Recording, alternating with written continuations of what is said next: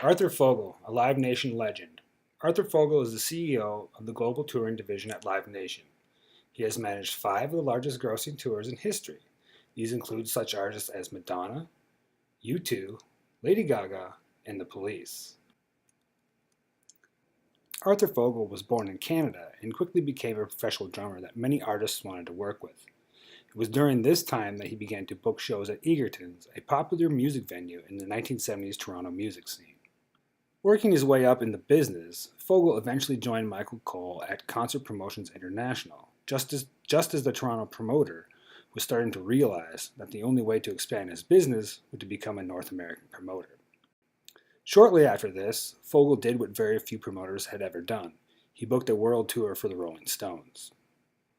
As Gashman mentions in her interview with Fogel, expanding across North America, Cole and Fogel got their chance to prove they could do it when they snagged the 1989 Rolling Stones tour, beating out leading U.S. promoter Bill Graham and breaking records with $300 million in revenue. This is very important because Bill Graham was one of the largest promoters in the United States, maybe even the world. Arthur Fogel has negotiated some of the largest tours on the planet. A few of these tours have went well, and others haven't.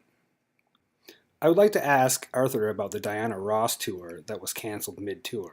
It was rumored that it was canceled due to financial obligations, and I'm wondering about the negotiations that took place between Clear Channel and Diana Ross. How did they resolve the breach contract for that tour?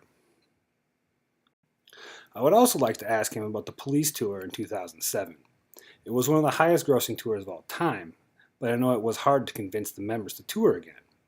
What kind of negotiations took place? What were the terms, and how did they come to a mutual agreement to play the tour?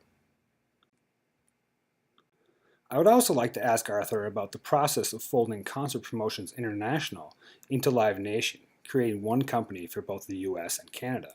What was the process of that merger, and how did you delegate and refine the team for a new company? The reason I would like to interview Arthur Fogel is because he's one of the largest concert promoters in the world, but he also is very unheard of in the public eye. Until recently, he didn't even have a Wikipedia page, and information about him was very sparse. It still is. After watching the documentary Is Arthur Fogel, I became very intrigued and wanted to find out more information about this individual. From 1989 until present day, Arthur Fogel has been one of the most important people in the live entertainment business, and one of the most unknown as well. From the Rolling Stones to David Bowie and Justin Timberlake to Lady Gaga, he's worked with some of the greats within this business. It would be an honor to interview Mr. Fogel and understand some of the challenges he has encountered along his prestigious path. As a concert promoter myself, he's a true hero and inspiration to all of us in the business. We all aspire to reach concert promotions of his level. I will always research his work and look at his accomplishments with great admiration.